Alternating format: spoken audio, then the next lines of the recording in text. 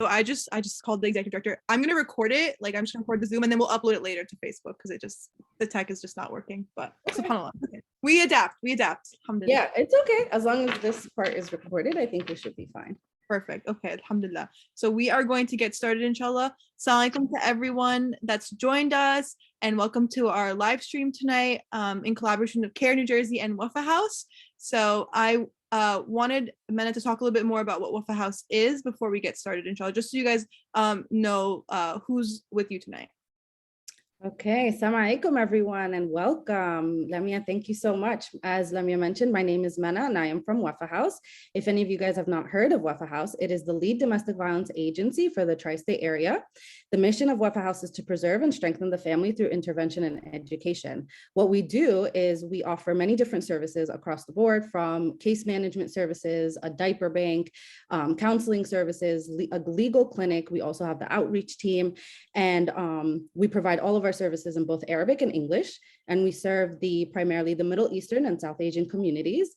If anyone you know or you yourself need any assistance, please don't hesitate to reach out to us. Our number is 1-800-930-9232. Jazakallah khair, Mena. Can you also put that in the chat for them? I can, yes, I will do it right now.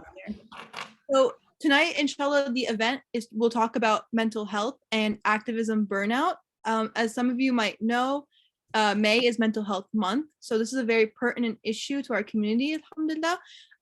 So inshallah, Mena will be talking about how to maximize activism by also minimizing the mental health effects of burnout and just kind of defining what it is. So before we start, I wanted to introduce our speaker for tonight from Wafa House. So Mena Mohamed holds a master's degree in social work from Seton Hall University. She is employed at Wafa House as a counselor working with children and adult survivors of domestic violence. Mena utilizes play therapy, crisis intervention, anger management, parenting skills, and strength-based approach in her sessions. Mena is also the preventionist for the organization and provides culturally specific trainings to community organizations, state agencies, and law enforcement. Mena has previously worked with the Division of Child Protection and Permanency and has over 5 years of experience as an investigator of child abuse and neglect. So throughout the talk, if you have any questions, leave them in the chat, inshallah, and then we'll get to them at the end. Yes, floor is Thank you, Lemmy, so much. Thank you. I wanted to start off by saying thank you to CAIR-NJ for hosting this space, for allowing a discussion on mental health. As you all know, mental health remains a stigmatized topic. It remains a taboo topic in our community, in the community of Middle Eastern and South Asians. You know, we don't talk about it, although we know it happens, although that we know that there is a lot of research upcoming, but we still don't talk about it. So for organizations to host spaces where they can have individuals talk about mental health and raise awareness, it is definitely a step in the right direction. So first and foremost, thank you to CAIR for hosting this event. As Lamia mentioned, my name is Mena Mohamed and I'm one of the counselors at Wafa House. I'm also the preventionist/trainer. So pretty much my day is split up with counseling sessions and developing trainings and or training our other organizations on culturally specific to domestic violence and to mental health. So our topic today is mental health. Does anyone know what mental health is? Throughout, I know as Lamia said, throughout, if you guys want to drop your answers in the chat box or you have any comments and concerns, I know she will read them out throughout this presentation. So mental health, if we ask an average person what is mental health, they'll tell you, well, it's your mental being, right? But what does that mean? What I like to tell people, it is every part of you from the top of your head to your tippy toes, right? It is the way that you respond to real life situations that happen every single day, day in and day out, right? It's the way that you act and the way that your emotions present during this. Mental health is defined by the CDC as the cognitive, behavioral, and emotional well-being of an individual. Pretty much what that means, again, is that it is the way that you think, you feel, and you act. It helps determine how you handle stress. So everyday things that we all deal with. It helps determine how you make decisions. Every day we deal with this day in and day out. And so it begins in your childhood. It develops throughout adolescent years. and then it becomes stable during adulthood. And that is the normal mental health. That is if we have somebody who is healthy and they develop it, it goes on in adolescence or your teenage years, and then it goes to adulthood. But what we know, and especially with a lot of things that happen in today's world, that doesn't occur. And so we see a mental health rise within the, throughout the entire nation. So we know that it is a taboo topic, right? It is taboo in our community. There's so many people that will still say, oh no, we don't talk about it, right? We don't talk about it. We don't even mention it. You often hear people when, somebody's struggling, you hear somebody say, and you guys are gonna like this, had majnoon ya ammi, أو دي أكيد مجنونة, or my personal favorite, they're possessed by the devil. Like, no, they are not possessed, they are not crazy, and they are just having difficulty trying to navigate their decisions that they have to make, or they're going through a stressful situation and they're having difficulty. I've heard several people say, someone who's actively having a panic attack and they're holding on to their chest and they're like, oh my God, they're pretending. No, they're not pretending. They're going through a panic attack. And this is where we kind of come in, where we have to raise awareness, where we educate on these are the things that people are experiencing, and this is how you respond to them, rather than saying that they're crazy or that they're pretending. So the way that I wanted to kind of do this presentation so it's understood to everyone is we're going to talk about mental health, pretty much what it looks like. We're going to then move into who are the professionals who deal with mental health, and then burnout, which is probably my favorite topic to talk about. So across the board, we know that, depression, anxiety are leading. They present even as children. And if I want to link this to the Middle Eastern community in specific, okay, I had found when I was doing research to do this presentation, I was trying to, import some research in here, and there's not that many research. There's not so much research, even though in the recent years, there has been more talks about mental health, but there's still not that much research. However, I found an article which we can put in I can try to link it for you guys, because it's a very good article, especially for anyone who's in school doing psychology or social work. This article was published by the American Psychiatric Association, and it was published in 2018. And it pretty much says that there's existing data that says there's high rates of adjustment disorder experienced by Muslim Americans. Right? That these Muslim Americans, although that they are experiencing this, they don't reach out for help.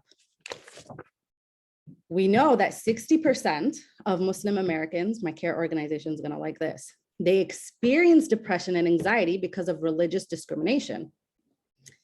We also know that our younger Muslim brothers and sisters, with especially females, they experience this at a higher rate. So that 60% number that I just threw out, predominantly women, right? Predominantly our sisters, predominantly the females who are experiencing this. Some of you guys can say, well, why are they experiencing this? Because they're being bullied, right? They're being bullied, whether they are being psychologically bullied, whether they are being cyber bullied, physically bullied, they are bullied because of a scarf. I had just recently saw an article, a post by CAIR who was talking about two girls who were, assaulted pretty much because of a headscarf. We know that a lot of young girls are being bullied because of the headscarf. And so I'm going to paint a picture for you all. I started off by saying that mental health starts off as in childhood, right? We begin at childhood, it progresses throughout adolescent years, and hopefully it stabilizes in your adulthood, right? But when we start off as child, let's say we have a client and her name is Sophia. And Sophia's 9, and Sophia started to wear a scarf. But Sophia goes to public school, right? In a predominantly one race area of the state, okay? Sophia's constantly being told, mind you, she is 9, constantly being told, you are ugly, what is on your head? You are ugly, what is on your head? Sophia grows up to be a teenager, continues to wear the scarf. She could be bullied because of it. She's not only now being psychologically bullied, now she's also being physically bullied, but she remains to wear the scarf. But she's also being told, you are ugly, what is on your head? Let me tie this in on how mental health plays out. Now Sophia is a 30-year-old female who's contemplating suicide, who has low self-esteem. Her mental health is no longer existent because at the age of 9, mind you, let me go back. She did not seek any mental health services because she comes from a family who doesn't believe that those exist. They don't, oh, it's just in your head, baby girl. Like it's not real, right?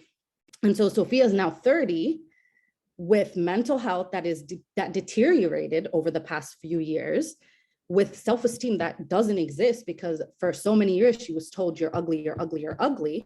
What we know about mental health is if you're constantly being told something, eventually you're going to believe it, right? So she now believes she's ugly. She now may not even like the scarf because she was being told, and she was bullied, and she had been physically assaulted because of the scarf. So what the message is that I'm trying to send is, if you notice your children, if you notice the young of your family, the young in like your circle, that they are experiencing any type of bullying, any type of, actions that are not really adding up, or they're telling you, they flat out tell you, I need some psychological help, or I need help because X, Y, and Z is happening to me, because I'm being bullied at school, or because I decided to wear the scarf, but look what's happening, because they're commenting about my weight, right? Please reach out for help for these children, because what we're doing is when we don't reach out for help for them, we don't get them the help that they need, they end up going from childhood, not knowing how to react, right? Not knowing they reached out for help, but now nobody's helping them. They're going to go into their adolescent years, essentially failing, right? Because their mental health is going to deteriorate as they go on in life.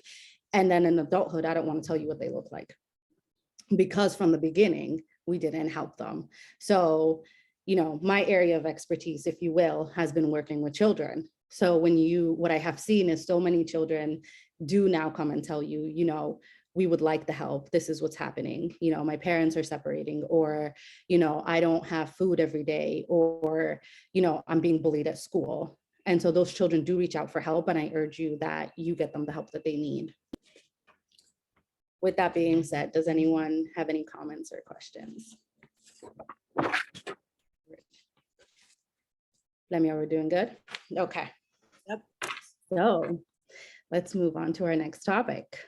So we've talked about mental health, right? Kind of gave you an overview of what it is, what it may look like in the perspective of a child. So who are the mental health professionals, right? We hear all about them. Since the pandemic, you've been seeing so many job postings about them. They're pretty much everywhere. So who are they, right? They are on the high level, like doctoral level, you're looking at your psychiatrists. Ideally, they have a doctoral degree, they're able to write medication, they're at the all-time high level, right? We really don't want to get to them. We want to, start from the bottom and hopefully never have to get to them, but they are at your high. After that, you have your psychologists, or you have your social workers, like myself. They usually hold master's degrees, and they often also have licenses. So they're able to do clinical work. They're able to work with different clients, varying by age. And they, day in and day out, they help their clients seek some type of relief in the stressors, the everyday stressors that they go through. So what type of counselors are there, right? Because a psychologist and a social worker are both really referred as counselors. So what type are they? Because ideally, one counselor isn't going to do all of the work. So they are at childhood. Let's start off at childhood, my favorite age. They are your play therapists or your art therapists. They specialize in working with children. I want to say they start off at the age of maybe 4, if not 5. Right? Their primary goal is to get that child to be mentally independent with their emotions as they move into their adolescent years. They use, I mean, from the word you can already tell, they use play, they use toys, they use art. Absolutely love this age. There is something that has come out in the recent years. And we not only use this with our children, but we actually also use this with our adults. Has anybody heard of the Poppet? The toy they come in different many shapes. One on my desk. Yes, I have one. I may actually have multiples, but the Poppet had originally been told for kids who have ADHD because it was designed to help them relax, right? As you're popping the circles, right? You're trying to relax. What it also does is it helps children who experience anxiety. because it ideally, the main point of it is to help you relax, right? To help you calm. So you guys cannot see my fingers right now, but let's say a puppet was in my hand, you wouldn't really know, but you know now my tone of voice has kind of changed. The speed of which I'm speaking has changed because the entire toy is designed to calm you. So they utilize so many different toys. We use feelings wheels, which are also very popular with the kids, where they say to you like, oh, Miss Mena, I'm red today, because they're angry, or I'm green today, right? The goal is to always be your happy color, but they may not be experiencing this. So they are designed, I mean, their entire purpose is to work with children, try to get them to regulate their emotions, understand their emotions, so they move into adolescent years more successfully. Let's say in your adolescent years or your teenage years, so we often refer to it adolescent, so forgive me if I keep referring to teenagers that way, but they're experiencing drug abuse or alcohol abuse. Who do they see? Oftentimes they see an addiction counselor. They're also known as CADCs. They also help adults, and they specialize in addiction, any type of addiction that you have. Addiction could also be gambling, right? You have an addiction to gambling. You have an addiction to drugs. You have an addiction to alcohol. Any type of addiction that you have an addiction into, in a sense, maybe even like battering the person that you're with, right? So you have this addiction that you cannot overcome alone. And so these counselors specifically work with adults and adolescents who go through this problem.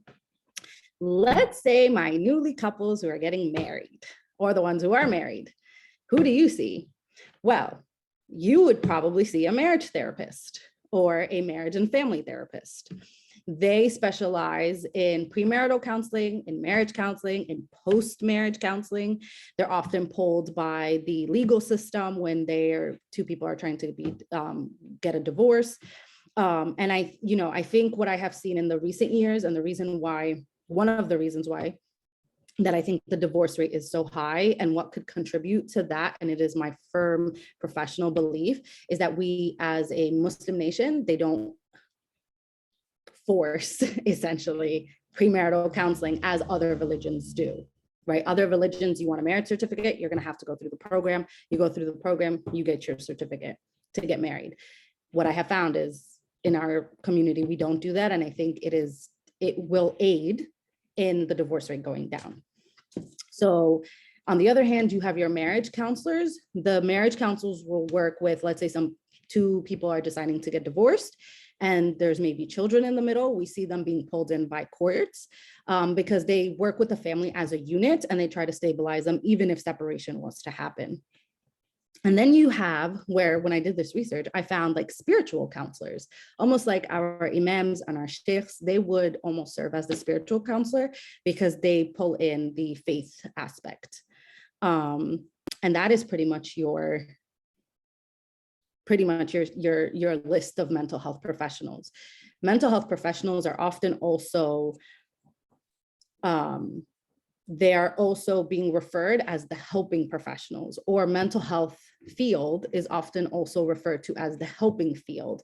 And the reason why they do that, or the reason why they call them helping professionals, is because their primary goal and their primary job is to help someone achieve peace in their life, or achieve a system of techniques that they use if they're going to go through high anxiety situations or high stressful situations, right? So we want to bring them up to success emotionally. So with that being said, I'm going to pull into probably our most exciting part of this discussion. Before I say that, does anyone have any comments or questions that they may have? I think some new people have joined. So just to reiterate, and especially tying into the section that you just talked about, what kind of, from the mental health professionals that you listed, which ones are available at Wafa House? Okay, so at Wafa House, we are almost all social workers. Some of us do have backgrounds in psychology, but we are all social workers. All of us hold a master's degree, and almost all of the staff is licensed. So they are licensed social workers. And the steps of, after being a licensed social worker, you move up and then you become a licensed clinical social worker. So we are all in all of degrees of social work. Now, we all differ based on our expertise. So at Wafa House, we do have an addiction counselor, which surprises a lot of people because number one, they don't think that addiction even occurs, right? It's almost like the topic of mental health. Oh no, nobody does drugs. Right. Oh no, nobody drinks alcohol. Like, what do you mean, Mena? Nobody drinks alcohol. Well, Mena's not here to judge anybody. Problem. We don't Muslims. Yeah. And I think here is where activism comes in. We know whether we know or not that a problem happens or that there is an issue in our community. We're not going to put it on a spotlight and say, oh, our community is struggling with drug abuse. However, never tell somebody who is going through that problem and reaches out for help that they are any less of a person because they reached out for help. Right? If we're going to set an example as adults, we set an example for the children. As an adult, we're setting the example of our younger brothers and sisters of the community. If they see that we're not getting the help that we need, and this is foreshadowing to my later conversation, they're never going to get that. So essentially, we're not really gaining anything, right? We're not setting them up to succeed. In fact, we're setting them up to fail. So we do have at Wafa House an addiction counselor. We also have a play therapist. We also have somebody who does marriage counseling. She is phenomenal. And we have somebody who does anger management or batter's intervention. You guys are actually looking at her. So I have somehow shifted over to working with a lot of males, which surprise number two, in our community, nope, everyone who goes to Wafa House is female. Not true. Not true, not true. There's a lot more men that come to us, whether they're victims or they're not. But they're, again, a perception of, if mental health is happening, it's definitely the women. The women are the crazy ones. No, my brothers and sisters, that is not accurate. And I think what makes Wafa House so amazing in its field is that they have such a diverse group of social workers. And I'll tell you the surprising fact as well. Surprise number 3, there is, I think, 6 of us who are on the counseling team, and we all provide services in Arabic and in English. You don't get that often. You don't get anger management almost anywhere in Arabic. You're not going to get batter's intervention almost anywhere in Arabic. And so for them to be able to offer that service, it sets them apart. So for everybody who's joining us new, I hope that kind of gives you like a snippet of what we were just talking about. So to recap, so far we have discussed mental health. We talked about what it is, what it looks like, the misconception in our community, the percentages maybe of who is experiencing it, and who are the mental health professionals. Now, when this discussion kind of came up, the way I initially viewed it is, oh, mental health for the client. And then it became, no, it's actually, why don't we talk about the professional? What does their life look like? What do they, what does their day-to-day look like? Who are they helping? What does it look like to be a social worker? What does it look like to be a therapist? And what do they experience? And the big topic that comes up is burnout, right? Every article of research that I have found talks about burnout because social work has the highest, if not the highest, if they're not number one, they have the highest level of burnout, right? There is recently several TikTok videos that I saw that talk about what are the most stressful jobs in America. Social work is not, if it's not number 2, it was number 1, right? So anybody in the field of a helping profession, they experience very high levels of burnout, right? So, well, Mena, what is burnout, right? And I think, and it's not just social work, it could be present in any field, right? In finance and in any field that you work with, doctors experience a high level of burnout, but social workers kind of deal with it in a different way. So what is burnout? Burnout is any work-related stress. It is a state or physical or emotional exhaustion that involves a sense of reduced accomplishment and loss of personal identity. So what does that mean? What it means is when we all graduated, or some of us may be graduating or are going to graduate, we were so excited to start our job, like our big girl job. I got a big girl 9-to-5 job. I'm going to get a paycheck, right? And you were so excited. And when you were interviewed, and to all of my gentlemen, when you were interviewed, it was like, I'm going to ask for this pay. And this is what, these are my goals. And then you get into the field and suddenly it begins to change. Like, oh, I didn't look at it this way, right? This is not what I envisioned. Your goals, when they ask you 6 months later, what are your goals have suddenly changed. A year later, the goals have suddenly changed. That, my friends, is what we call burnout, right? Burnout looks in very different ways. I'm going to say a scenario, but before I say a scenario, I'm going to throw out some keywords to watch out for. So, why does burnout happen to our fellow social workers, to our helping professions? Why does it happen to them? I mean, their whole job is to help us. So why do they get burnt out? It's simply because their whole job is to help people, right? What they are doing essentially is they take an individual and help guide them to a peaceful, healthy life through all of the obstacles that they face, right? So these professionals have the highest level of empathy and compassion, right? They have to actually, one of our core values is to display empathy and to have compassion. In order for you to be a strong and successful clinician or a therapist, you have to have compassion, right? You have to be, almost look at it as this is somebody's life and not, oh, this is somebody's problem I'm trying to untangle, right? These are real life people, real situations, and they are relying essentially on you to guide them into the right direction.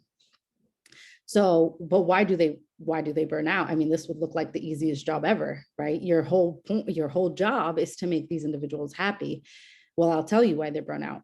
Because on a day-to-day basis, they are listening and they are interacting with many different clients of many different backgrounds with very, very different stories. Some of these stories are horrific, right? Some of these stories they're absolutely gut-wrenching. Like they're, some things you just wish nobody would ever have to go through. And so a social worker, after so many sessions, after so many clients, they often end up, after days and months of doing the same work, they will experience compassion fatigue, right? Where I've been compassionate, I'm compassionate. I don't know how to be compassionate anymore. I don't know how to be like the caring person that I am, right? The second thing, and the most popular thing, is secondary or vicarious trauma. Some of you all have heard this. What is secondary trauma? Let's use the word secondary. What is that? That is when the counselor is listening to detail by detail of a situation, right, from the client, and they're experiencing the trauma, but the trauma is not directly to them. So it's not physically happening to me, but I am going through the exact scenario with that client almost minute by minute of their day, right? So when you have someone who's telling you, I woke up and this is what happened, right? And oh, my son killed himself. Whoa, right? What do you mean? And then they tell you how this person killed himself in detail, minute by minute, right? You're not, the social worker she didn't experience this, or he didn't experience it, but they're going through the exact scenario with that client. And they're feeling and they're seeing every emotion that client went through, because the client is trying to recall everything that happened, right? To tell the counselor or the clinician. And so as you see a person reliving the situation, you're seeing all of the emotion. And I will tell you guys something. There was a lot of talk about, telehealth, and that now we're doing a lot of our sessions over Zoom or over like the phone, right? And you're never going to feel the way the client feels. I'm telling you, very wrong. You feel everything that the client feels, even if it is over a video call or if it is over the phone. You're hearing emotion. You see the emotion on the screen. And so it doesn't take away from the client's experience. It's the same thing. You just don't see them physically in front of you, but you see their emotion, you hear their emotion. And when a social worker goes through this every day, eventually, if you don't take care of yourself, which we're going to get into, you will experience compassion fatigue. You're going to experience secondary trauma. You're going to experience burnout, and you may not last in the field very long. And there has been a lot of people who started out very high, and eventually they turned into other degrees. They went into other degrees. They went into other fields because they could no longer do the work, because they cannot deal with their own mental health in order to help the mental health of a person in front of you. I have spoken several times at college universities, and to my previous professors will pull me in and say, Mena, we need you to talk to our classes, the upcoming social workers and the psychologists. And they've said to me, we want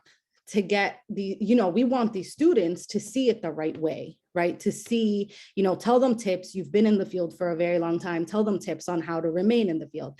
And I tell them one thing: you cannot help someone else if you cannot help yourself. And I change it to say, you cannot advocate for another person, regardless of what they're experiencing, if you cannot advocate for yourself. So if I cannot say as Mena, I am going through a difficult time and I need my space, or I need the help, and this is the help that I need, you will not be able to help another person, because you yourself cannot identify that I need my time. I'm going through a situation. I need help. Even the term I need help, so many people have been taught, oh, we don't say that. There are countless clients that I have dealt with over 8 years into this career that have said to me, we were never allowed to ask for help. So again, if you're telling children, which from the beginning of the webinar, we stated this starts at childhood. If children are taught that we don't ask for help, right? You don't ask for help. You've got to figure it out on your own. Our teenagers are thinking, I have to figure out on their own.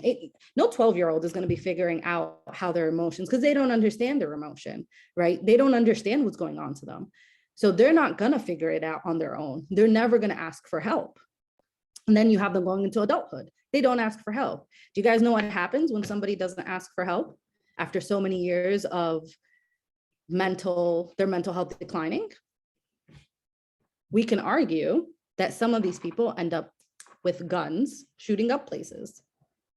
Some of these people will jump off a bridge. A lot of times, suicide is linked to individuals who cannot handle their mental health. And so if we don't help them at childhood, this is where they end up. So this is something that I have always told the upcoming social workers is, please, you cannot help somebody. This field will never work for you if you cannot advocate for yourself. And then I'll throw out situations in like a school campus, and I'll say, well, if this and this happens to you, what would you do? And some of them don't advocate for themselves. And I'm like, but you're not advocating for yourself, right? So where are you going to advocate? How are you going to advocate for a client of yours or a classmate of yours if you can't do it for yourself? So the helping profession is pretty much the same thing. You cannot effectively help somebody else if you cannot help yourself. So burnout. How do we prevent burnout, right? How do we prevent it? Before we get to how to prevent it, I'm going to throw out a scenario. And I gave you guys some kind of keywords of secondary trauma, of compassion fatigue. I'm going to throw out a situation, and I want to see if maybe one person can participate and tell me what they think that this individual is going through. So let's go back to Sophia, but now Sophia is different, right? Sophia is 30. She is a clinician.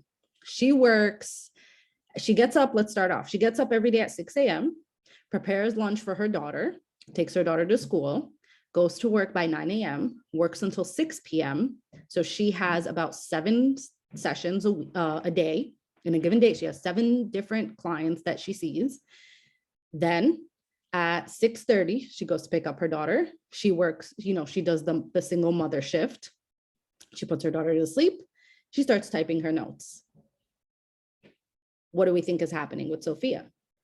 Next day, she gets up, she gets her daughter ready for school, she goes to work. But what's happening in her sessions now is the clients are sitting in front of her and they are telling her story, their stories. And she has no really emotional regards for the stories.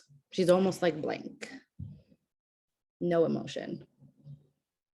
6 o'clock comes, she goes, picks up her daughter, sends her daughter home, and gets her ready for bed, types at night. Next day again, a client says to her, my mother just passed away. No emotion, nothing, right? And this client explains a horrific situation of how the mother passes away. The mother passed away in a fire. No emotion. 6 o'clock comes, she goes, she picks up her daughter, gets her ready for bed. But now she's typing. And as she's typing, she doesn't recall the horrific accident. She doesn't recall what her client said to her earlier this morning about the mother passing. So she can't do her notes. So she leaves it, goes to sleep, wakes up, does the same situation again. What do we think is happening with Sophia? If anybody wants to drop it in the chat. I'll give them a minute. Maybe somebody will participate. Come on, guys. She dropped all the key terms. I will tell you, she's going through compassion fatigue. She's going through vicarious trauma, deassociation. Oh, yes. She disassociated. Very correct. She's starting to experience burnout, right? Because what is Sophia doing? Sophia is waking up every day, taking her daughter to school, going to work, bringing her daughter home, making dinner, getting her daughter ready for bed. And then she does her notes at night. Where is there any time for Sophia? It's non-existent. It doesn't exist. There's no hours in the day to take care of Sophia, right? So she's experiencing all of the steps to get her into burnout. And if she continues the way she's going to experience burnout, right? And it's definitely not a healthy way to do things, for sure. So what does burnout look like in the workplace? What it looks like, and some of you may notice some of your coworkers, right? And I'm gonna give you a tip after I tell you about some of the looks, some of the ways it look, is they're arriving late to work every single day. They're disheveled. They don't have any goals anymore. They have poor treatment to everybody around them. Some people are completely blank, no emotion, no happy, no sad. They have issues keeping relationships in professional as well as in their personal lives. They may start smoking and drinking and engaging in drug use. They may make mistakes, but here's what I'm going to tell you. As a social worker, you have the lives of families, of children, of individuals in your hands. Making a mistake might be fatal to any of these people. And so this is where you don't want to land, right? You don't want to end up to get to that point.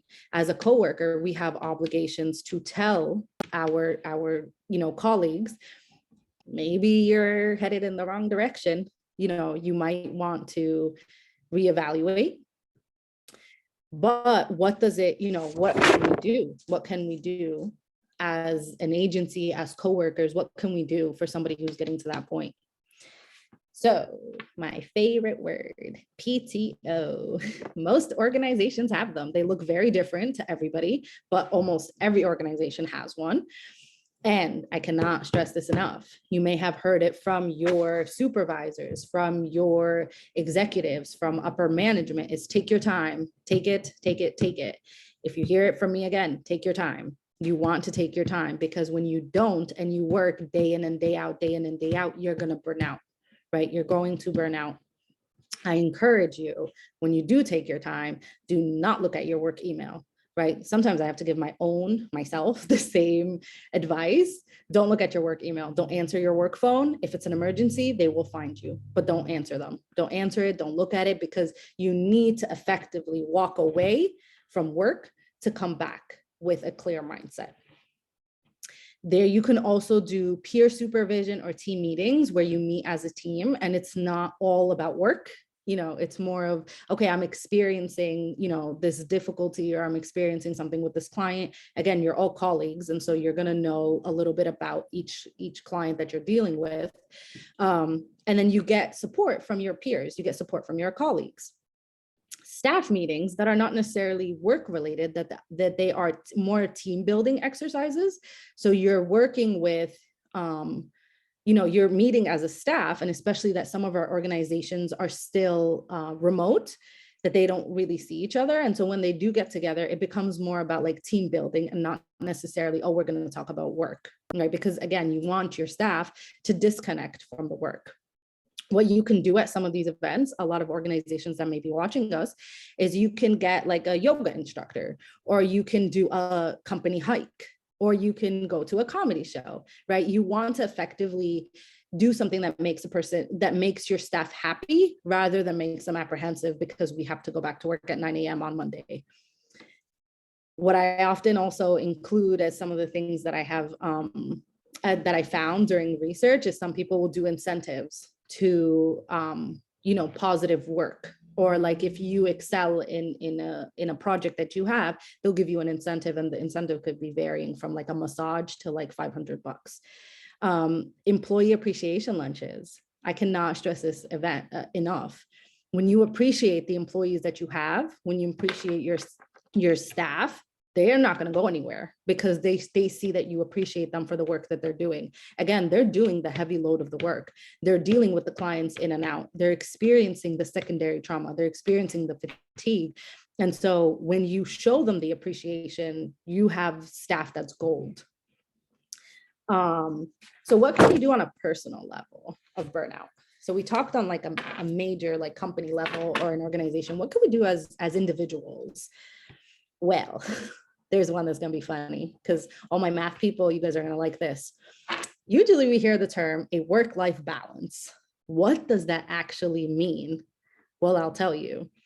It means that you have to equivalent the hours that you work to the hours that you do life. So I broke it down.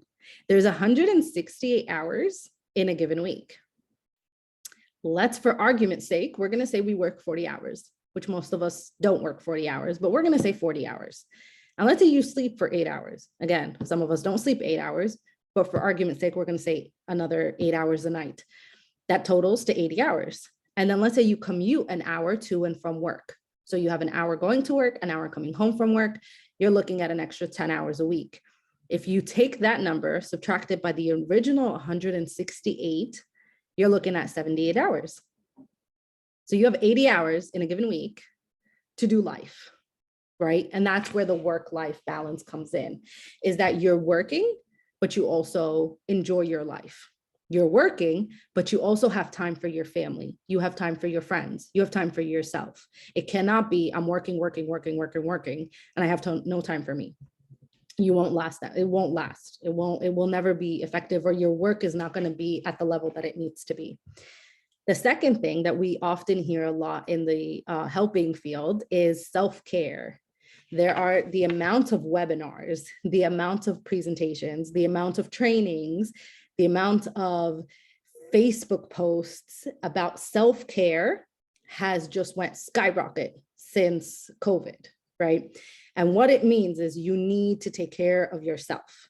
We preach it to our clients, we preach it to our students, we preach it to everybody, but sometimes we don't preach it to ourselves. But you need to take care of yourself. Again, it goes back to, you cannot effectively help another person if you cannot help yourself.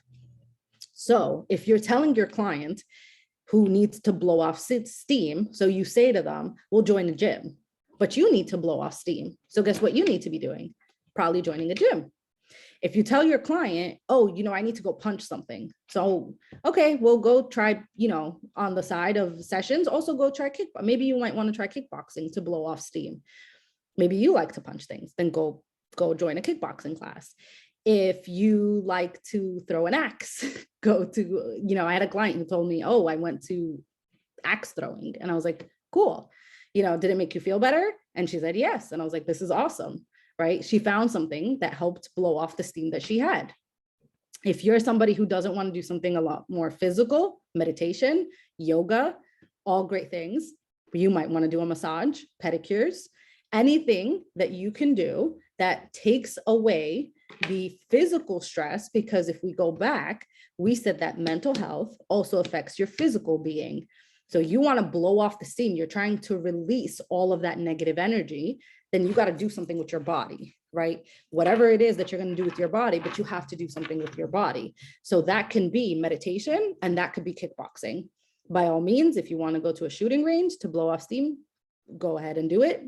You know, whatever you think, whatever you find that is going to help you, then you do it. And preferably you do it once a week, if not once every 2 weeks. You can also seek support within your friends or your families or your colleagues or, you know, a professional group that you're a part of.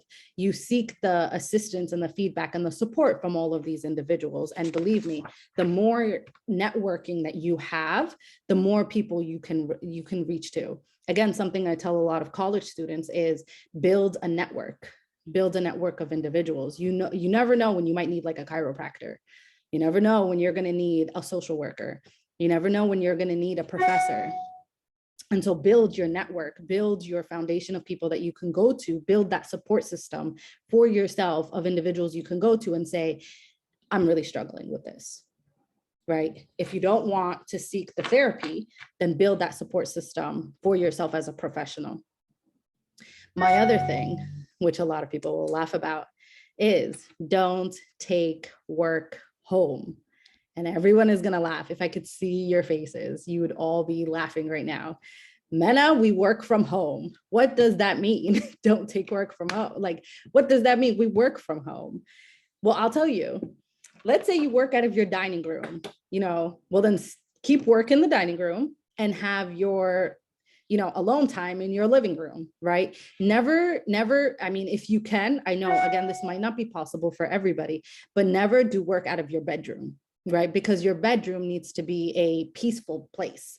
But if you're working out of your bedroom, if you can, again, this is if you can, but don't try to work somewhere else. Don't try to work out of your bedroom, because there has to be a place in your home that remains peaceful. That's the takeaway for me. That remains peaceful, right? It remains a sanctuary of peace and not a sanctuary of stress, right? Because you leave your stressful life in the dining room. You don't take it anywhere else.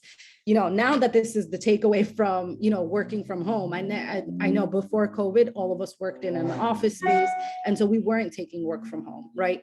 But now with COVID, everything's a little bit different. And some people continue to work from home. And so how do you do that balance, right? How do you differentiate between my peaceful room and the room that I work out of? I will also say a lot of mental health professionals, I've actually was asked this question this morning in one of my sessions, and the client said to me, you know, what do you guys do for, you know, we as clients, we reach out to you guys for help, but what do you guys do? And she's like, do you guys do therapy? Do you go through therapy? So I generalized the answer. And I said, a lot of mental health professionals will seek their own therapy, right? Because there are organizations that actually require you to do therapy because of the high level work that you do. You have to be able to go through therapy, right? Just like in police departments, just like some doctors will have to go speak to someone because they're dealing with vulnerable individuals, they're dealing with death, they're dealing with shootings, they're dealing with children, they're dealing with a lot. And so how do they remain mentally healthy is they might actually explore therapy for themselves. Something that I often tell a lot of clients is to have a journal. A lot of people keep a journal. To my surprise, it's very, very common. A lot of people have said to me, oh, I kept the journal forever. And to keep a journal, write down how you feel. If you don't want to talk to somebody, some people write it out, some people draw it out. Have a space where you can put all of the stressors that you have in something. And so you have the space to release all of that energy. And the last thing I will say is take your vacation time, take your PTO. Your supervisors are going to encourage it. Your upper management will encourage it. And I encourage you to use it, because if you do not use it, first of all, most agencies, you lose it. but you also don't just lose it. You lose that time for yourself. You lose that time to walk away from work for a few days to gather yourself, maybe take a vacation and come back. And you come back more effective so you can help our clients. So to kind of bring it all together, I found a quote that I absolutely fell in love with. And this goes out to all of my mental health professionals. The Prophet, peace be upon him, said, "The most beloved of people to Allah is the one that brings the most benefit. The most beloved deed to him is making a Muslim happy, or relieving his suffering, or paying his debt, or taking away their hunger." We are not necessarily taking away hunger. We are not necessarily paying people's debt, but we are relieving a type of suffering. We are taking them in the direction of happiness. So please know that your work is very important. Please know that your work is recognized, and you are doing, all of my mental health professionals out there, you are doing significant work that so many people, are in desperate need of, and your work is important. So with that being said, I conclude with our presentation. Thank you so much for that, Mena. Honestly, you inspired me. After this, I'm gonna go book my vacation. You and me both, girl. I'm gonna go book my vacation. I'm gonna give people a couple of minutes to kind of type their questions in the chat. I have a couple of questions in the meantime, inshallah, based off things that you've said. So I'll start with one. You, in the beginning, you thanked CAIR-New Jersey for having this, and you mentioned that a lot of organizations kind of shy away from talking about like mental health. And so I was wondering, like, in your opinion, why do you think that a lot of these organizations are scared to have conversations on mental health, though it is a very prevalent issue and it affects their employees? Yes, very true. So I have two different opinions. I'll tell you my professional, and then I'll tell you my personal. Professionally, I think because it's such a taboo topic, because they know, let's say they're geared towards a specific audience, right? They don't want to bring in a topic that might jeopardize that image, even though they will be helping so many people. Because if you think about it, Wafa House has their audience, CAIR-New Jersey has their audience, Islamic Relief has their audience. Every organization out there has their audience. They have their people that follow them. Some organizations, and I really hope somebody comes out here and says, Mena, you're wrong. Some organizations shy away from talking about mental health because it's a taboo, it's stigma. It is, oh, we're going to jeopardize our audience. We're going to jeopardize our, the donations we get, or we're going to jeopardize, the image that we're building. And so let's leave it to the expert, right? So there's a lot of organizations that say, oh, let's leave it to Wafa House. Their mental health, their domestic violence, they're going to handle it. But you can also help, right? We want to raise awareness towards a topic. If we're over here trying to raise awareness, for example, towards discrimination, every organization should be jumping at, we're going to raise organization towards discrimination, because what are you doing at the end of the day? You're helping our community. You're helping the community understand what it is. You're helping the community know how to combat it, right? How to effectively deal with it, where to report it, and what the help is that's out there. But when you don't have that, you're not helping the community. So that's in the professional, and in a sense, it's also my personal experience, is so many people don't, for example, they don't talk about domestic violence because it changes the image. But we know it happens. We know that there's a lot of people that are experiencing it, but we're not going to talk about domestic violence, right? So they shy away from the uncomfortable conversations. They shy away from, oh, we'll leave it to the organization that takes lead in that area. But I urge, I would, plead with these organizations, please raise awareness towards this, because our young children, especially in the society that we live in, especially in the society that we're in, especially in the days that we're in, it is very paramount that mental health is talked about. It is paramount that people know where to go for help, how to get the help. It doesn't have to be Wafa House. It could be anywhere, but get the help that you need, because we desperately need to help our children. We need to help our young adolescents, and we need to help our adults. Thank you for that. And then I also have one more question. I don't know if anyone else has any questions in the chat. I don't see any, but I have another one. So you mentioned, the secondhand trauma. We all know about the shooting that just happened in Texas, Mhm. children that were murdered.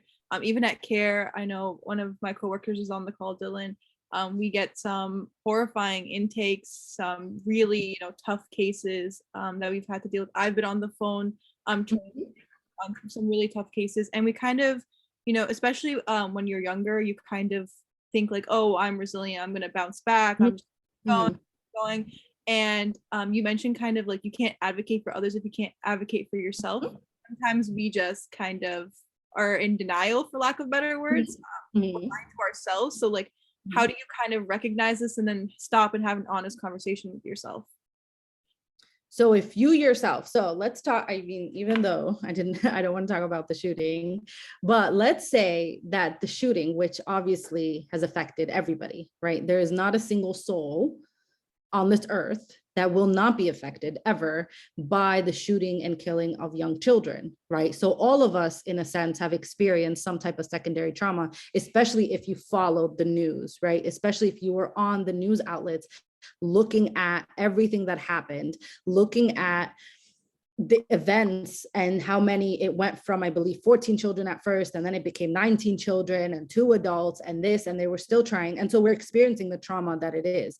If you felt at any point that that was a trigger to you, then you need somebody to talk to. If you felt at that point that I'm worried, right, that I hope to God this never has to happen to anybody again. But if you felt, oh, I'm worried, oh, I'm scared, there is, and this is where I'm gonna pull in an app, which, for argument's sake, there's a reason why I'm gonna pull in this app, where on TikTok, the following day, a lot of parents posted that they were fearful for their children.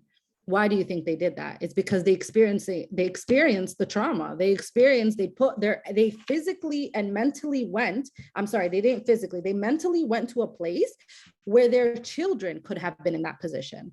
That's trauma, right? That is trauma. You're not physically there, but you mentally put yourself in a position of, I need to hold on to my children because they might be shot tomorrow, right? Those parents and those individuals who've been affected, they need to reach out for some type of help. Again, counseling may not be for you. If you want to go take out your anger because you feel rage over what this young boy did to all of these kids, by all means, go to a kickboxing class. By all means, go find a friend to talk to, go to lunch, go look, go take a walk and to get some fresh air. But you have to be able, again, I think the takeaway from that is you need to be able to identify within yourself, I was triggered. And if I'm triggered, I need to do something about it. If I'm triggered, then that's an emotional response to I need to do something about it. So for everyone who has gone through, anything in the past couple of days, please reach out for help that you need. I think we had a comment. Yep, there's a question in the chat. So Okay.